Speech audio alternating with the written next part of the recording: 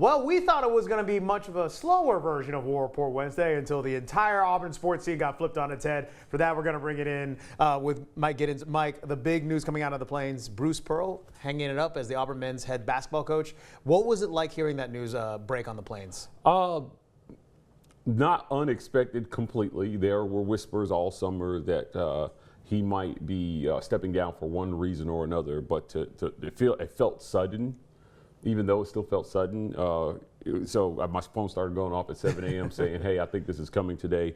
And it did come. But, I think that he leaves behind a really good legacy. I know we'll talk about that in a second.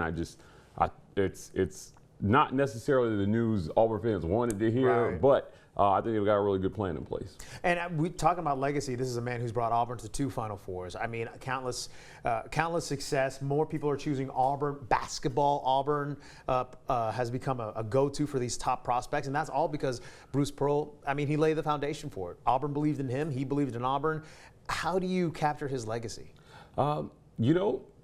I don't know if you build the statue, right? But 2 Final Fours in 6 years is something that not a lot of coaches do, period, in this industry. And he did that. He brought that to a place where when I was a student at Auburn, you could find basketball tickets on the ground outside the Coliseum, Rex. So now if you want to go see Auburn, Kentucky, $300 a pop, man, for standing room only. It's amazing what he's built. He went door to door asking people, come support us, and he really did it. He did it the old school way, the hard way, and I think that should be his legacy. He was a man who was looking for a second chance.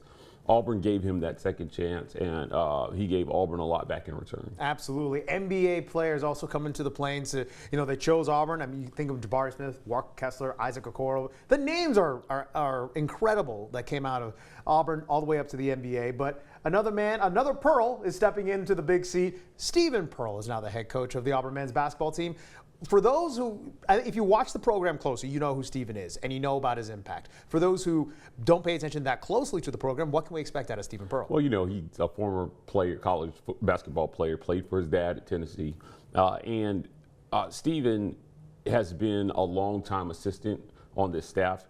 He's worked his butt off. I know there are people who will look at that and say, oh, well, he hired his son, or they might try to call this a nepotism hire.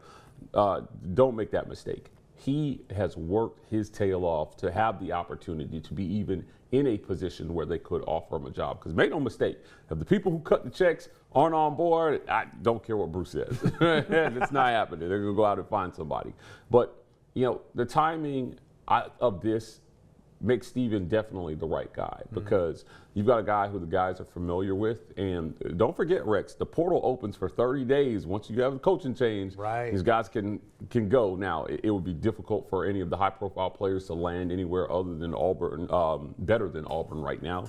But I don't think anybody's thinking about that. I think that they think that, hey, look, Bruce is still going to be around. He's going to be a special assistant to the athletic director, which is a fancy way of saying, hey, we're still going to give you a paycheck, but you can just hang out and drink some coffee and shake some hands or something. And his influence will be around this program, for this, at least for this season. So Stephen's the right guy for the job. He's a great basketball mind, one of the premier defensive basketball minds in the country. Wow. So he'll continue that legacy of tough defense for Auburn basketball, stepping in for his father. Maybe a little inside basketball here, but he's a guy that also knows talent and can recruit talent as well, right? Yeah. So, I mean, that's got to be huge, is that you got to retain talent. As you mentioned, 30 days, and that's for the players if they want to find another situation or even stay at Auburn. Is that right? Yes, that's correct. Now, you mentioned finding and identifying talent. Well, Stephen Pearl, you got to remember that first Final Four run was a bunch of guys who were not Tahad Pettifords and Isaac Okoros and Jabari Smith. That's right. And he got those guys to play together. I don't want to call them talent nobody else wanted, but certainly they weren't at the top of anybody's board. And what that was a legendary run. Really was. I mean, that team accomplished some things. I'll remind everybody. They beat the 3 winningest programs in basketball history in back-to-back-to-back games in the NCAA tournament. Who else can say that, right? With a bunch of guys there weren't 5 stars rolling around on the court at that. But I think Bryce Brown was like a 3-star. Yeah. Jared Harper looked undersized. Okeke was one of those guys who looked like if he never gets hurt, Auburn's national champions. You're not the only one who right. thinks. But I'll tell you this. after that, they used that success and springboarded it forward. We saw Sharif Cooper come through the program, and Jabari and Isaac, and then Janai, another talent identify, develop type guy that they went and brought up. And now Tahad Pettiford should be, he should lead for the Naismith Award going into this season. I don't know what else to say about, he learned that from his dad, and he may even excel at it as somebody who's a little bit younger and a little bit more connected to players today. There's a chance that he may be able to do some things his dad wasn't able to get done here. Well, that'll be really exciting. Again, it is still a lot to be seen, but the fact that it looks like they have the right guy after Bruce leaves, Steven steps in. So now here's the Steven Pearl era. I like the move, Rex. I really like the move. All right, and a lot of reason to be excited about it. Let's switch to the gridiron where, wow, what a Saturday to digest here. Okay, so the final score is Auburn loses 24-17. There's a lot that happened between the start, the kickoff, and the final whistle. Mike, what was your thought when Oklahoma gets their first touchdown and the way they did? At first, I thought, how could Auburn blow a coverage like that? Because on the TV copy, we can't see any of that stuff kind of happening off screen, right? And then when we figured out what happened, I thought the ABC rules analyst explained it perfectly. Oklahoma violated the spirit of that rule. And, I got a chance to talk with Hugh Freeze yesterday, and he said this in the postgame. It was an emphasis of the offseason that you couldn't do that. You can't do that. The SEC took the unprecedented step of coming out after the game and saying, we got this wrong and we're punishing the officials involved, right? The punishment is the part we should all pay attention to because they were explicit in their instructions this offseason. You can't do that. And they showed them exact plays run by coaches who coach in this league right now to say, hey, here's an example of what you can't do. Everybody said, okay. And then Oklahoma went and does that. One of the most common things I hear from Oklahoma fans is, we checked with the refs before the game. Yes, we understand that. They got it wrong. That's why they're being punished. They told you it was okay. They weren't supposed to tell you it was okay. So please stop using that as an excuse for this. Look, I don't blame Oklahoma, though. Okay. Because you're supposed to be trying to get a competitive advantage out there. It's the referee's job.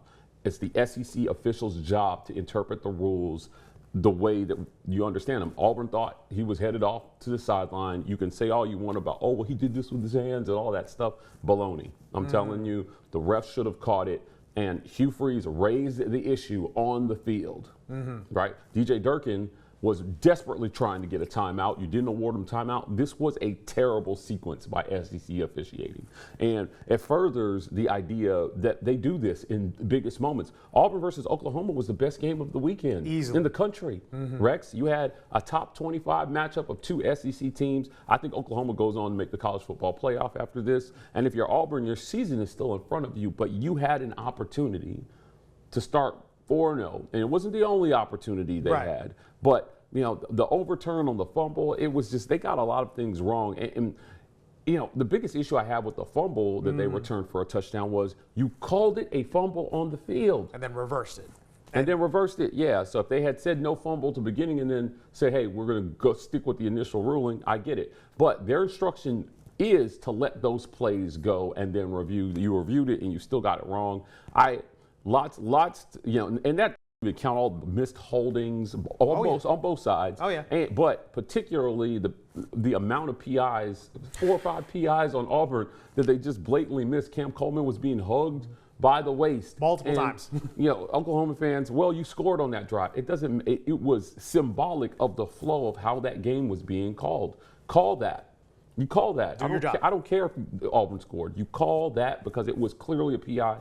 The referee wasn't even positioned. He had his back turned to the play, running, trying to get out of the way. This was a mess by SEC officiating, and I don't know what they'll do, but I don't want to see this crew together again.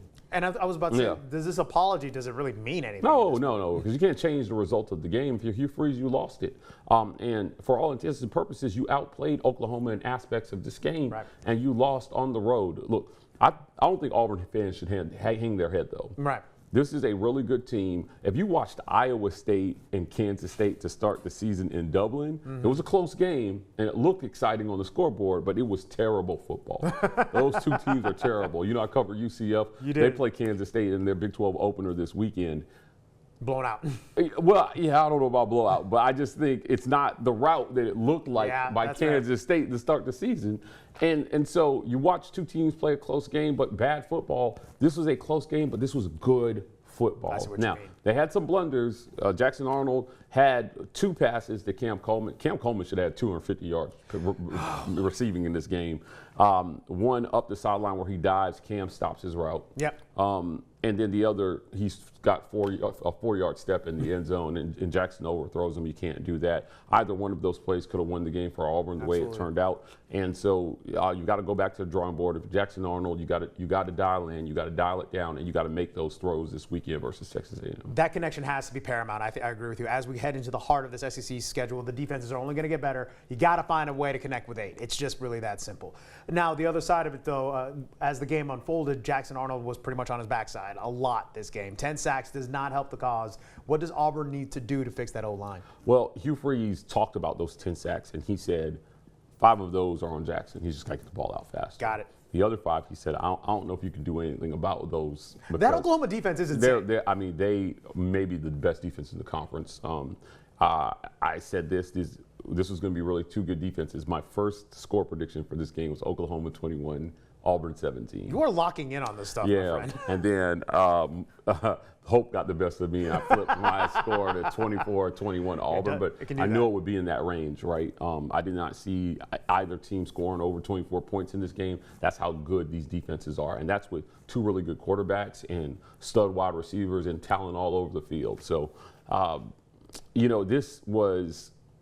this defense, this Oklahoma defense, I'm not sure that Auburn will see a front better than that the rest of the year. Right. R. Mason Thomas for Oklahoma was suspended for the first half. He came back and immediately made his presence felt. That's why the first and second half look so different. Yeah, look, at the end of the day, if you're Auburn, you can bounce back from this. Mm-hmm. Like I said, you're 3-1.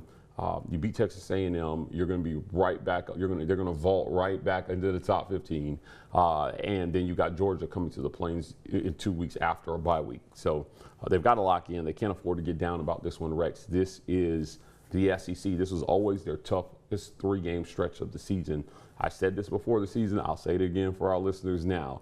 Auburn just has to get one of these first 3 SEC games. Get Texas A&M so you're not sweating Georgia. Right. And then I think they can clean the 5 games after Georgia and be an 8-win team, 8 or 9-win team heading into the Iron Bowl. And let's talk about that next step. Texas A&M, number 9 in the country right now. A crazy environment at College Station. Kyle Field is intimidating. There's a lot of people back in there. But if Auburn makes those adjustments, could they come out on top in Texas? They could. Now, Hugh Freeze noted this, and we noted this as well on our film review.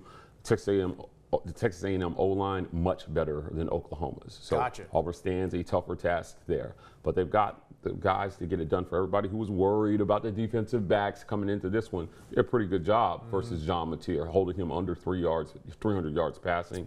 I mean, if you take away the touchdown. Those numbers look extra regular. That's a new thing there. Extra regular. I like that. I like Auburn's chances in this game, but road wins are not easy. This is not going to be an easy test. They've got 2 stud receivers out there as well too at Texas A&M right now, and so Auburn's going to have to find a way to bottle those guys up. I will say though, Marcel Reed only 58% passing on the season. Now that's interesting. I don't think 58% passing is going to get it done versus Auburn. So if you're Auburn, you can't let him be a 70% guy Saturday. Nope. Go out there, get on him, and force him into tough throws and win this football game. Because that game against Notre Dame could have gone either way. Marcel made some incredible passes, but you're right, at 58%, that you're kind of flirting with danger. There's some opportunities out there, right, to get them off the field, and then you got to score. Exactly, got to capitalize. So hopefully we'll get those lined up. I guess I'll just ask you flat out. Sure, that was a morale-wise devastating loss because a lot of stuff outside of your control didn't go your way. Shouldn't be that way. Apologies, whatever. Do you still have faith in Auburn heading into the season? I do. And your season will be defined by how you bounce back from this. Mm-hmm. So if you lay down and Texas A&M runs you off the field and their house, field, people are gonna say, see, this is why you don't trust Auburn. But you go out and you play a tough game and you squeak out a win, I think people will start to see this Hugh Freeze team is for real. But nobody denies the talent levels, Rex. Absolutely. Is this coach the one to be able to get it done? Well, he's definitely the one to get him there, and you've got to give him credit for that. But now he needs that season-defining, that career-defining win. I think Texas A&M could be it. All right, well, we'll see what happens on Saturday. Mike, thank you so much always for helping us out. Thanks for having me. Where can people find the War Rapport? You do great work for everyone there. It's stuff by the fans, for the fans. Where can they catch all the War Rapport's content? Check us out on YouTube, subscribe to the War Rapport, and become a patron member. Only $5.99 a month. There you go. You get lots of great access there. We have a really good game day experience. Our chat, it goes crazy. I'm sure it does. For the pregame, halftime, and postgame. Follow us on social media at the War Rapport, and follow me at Mike Gittens, at Mike Gittens _ on Instagram. The first one's on Twitter. All right, guys. Well, Mike does incredible work for us, and we're so blessed to have him here and help us out, give you some content, and give you an insight with Auburn sports that, I think that's really unique to us. Mike, I appreciate you, my friend. Hopefully it's a better Wednesday next week. But we'll see you next week, guys.